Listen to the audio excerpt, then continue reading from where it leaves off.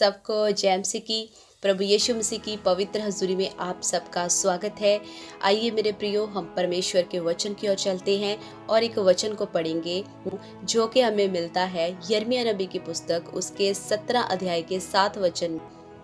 यहाँ पर ऐसा लिखा है, धन्य है वह पुरुष जो यहोवा पर भरोसा रखता है, जिसने परमेश्वर को अपना आधार माना हो। आमीन, हालेलुया।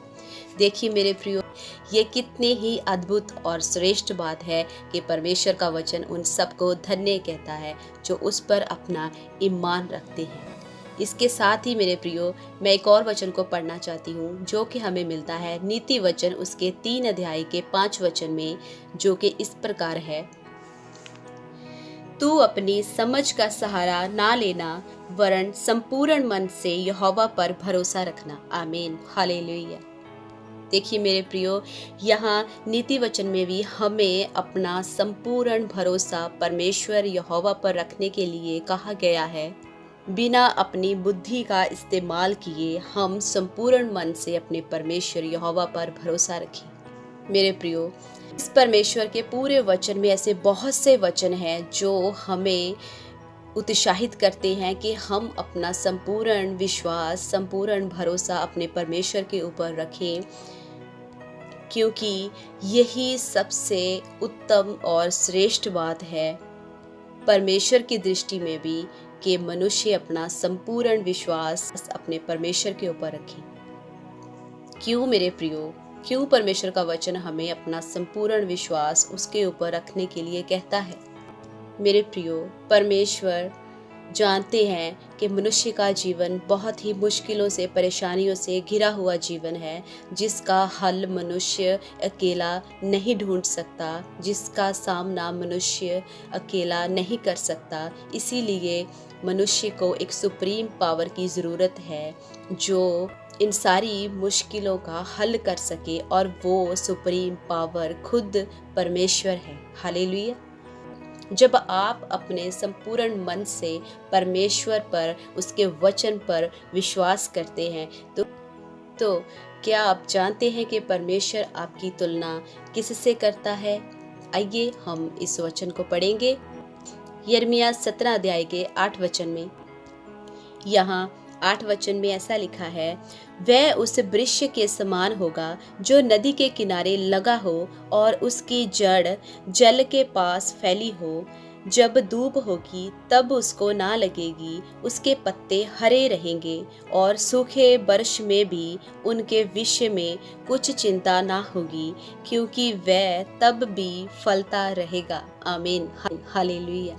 देखिए मेरे प्रियो, परमेश्वर उस व्यक्ति को जो उस पर संपूर्ण विश्वास करता है, उसकी तुलना इस वृक्ष से करता है जो कि नदी के किनारे लगा हुआ हो, जिसको किसी भी बात की कभी भी घटी नहीं रहती, ना ही गर्मी के मौसम में और ना ही सूखे में, क्योंकि जब भी उसका ज़रूरत पड़े उसकी जड़ें उस नदी में से उस जल को खींच लेती है। वो अपनी ज़रूरत को पूरा कर सकता है और किसी भी तरीके से उस धूप का असर उस पर नहीं होता है और ना ही सूखे का उस पर कोई असर होता है, क्योंकि वो एक ऐसी पोजीशन में लगा हुआ है जहाँ पर उसको कोई भी कमी महसूस नहीं होती।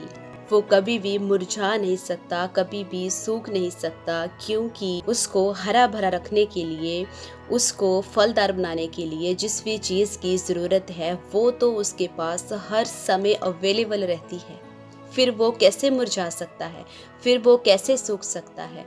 फिर वो फल देने से मना कैसे कर सकता है? ये कितने ही अद्भुत और शानदार बात है मेरे प्रियो। तो इसीलिए परमेश्वर का वचन हमें उस पेड़ के समान, हमें उस वृक्ष के समान बताता है जो नदी के किनारे लगा हुआ है, जहाँ उस वृक्ष को कभी भी कोई कमी घटी नहीं होगी। परमेश्वर पर ईमान रखने वालों की कंडीशन भी ऐसी ही है। उनको किसी भी मौसम में, किसी भी परिस्थिति में कोई भी कमी घटी नहीं रहती, क्योंकि परमेश्वर की सुरक्षा, उसकी सामर्थ, उसकी ताकत, उसकी बुद्धि हमारी सुरक्षा करती है। फिर हम कभी भी मुरझा नहीं सकते और ना ही फल दिए बगैर रह सकते हैं। जब परमेश्वर खुद हमें चलाता है, खुद हमें संभालता है, खुद हमारी प्रोटेक्शन बनता है, तो फिर हम किसी भी मुश्किल परिस्थिति में भी जाकर कोई भी कमी महसूस नहीं करते। जब खुद परमेश्वर हमारा आधार बनता है। मेरे प्रियो, कई बार हमारा मन, हमारी सोच, हमारी समझ, हमारी बुद्धि परमेश्वर की बातों का इनकार करती है।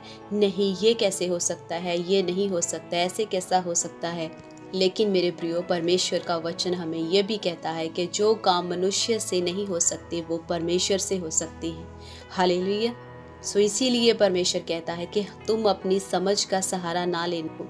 जब हम अपने आप का इनकार करके परमेश्वर के वचन की सच्चाई को कबूल करते हैं, परमेश्वर पर विश्वास करते हैं, तो हम धन्य कहलाते हैं।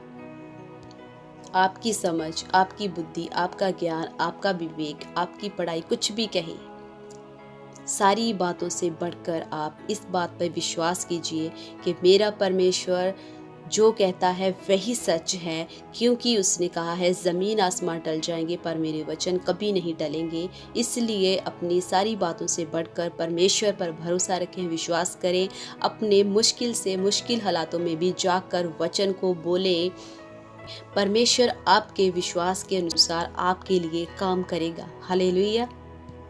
अपने हालातों से, अपने मुश्किल परिस्थितियों से कह दीजिए कि मेरा परमेश्वर मेरे लिए हर समय अवेलेबल है, उसका लहू मेरे लिए हर समय अवेलेबल है। मैं किसी भी बात की चिंता नहीं करूँगी, नहीं करूँगा, क्योंकि मैं अपना संपूर्ण विश्वास अपने परमेश्वर के ऊपर रखता हूँ या रखती हूँ। तो परमेश्वर की दृष्टि में धन्य हो, बुद्धिमान हो और किसी भी बात की चिंता मत करें, क्योंकि आपका परमेश्वर आपके साथ है। परमेश्वर आप सबको इन सारे वचनों के साथ बरकत और आशीष दे। सबको जय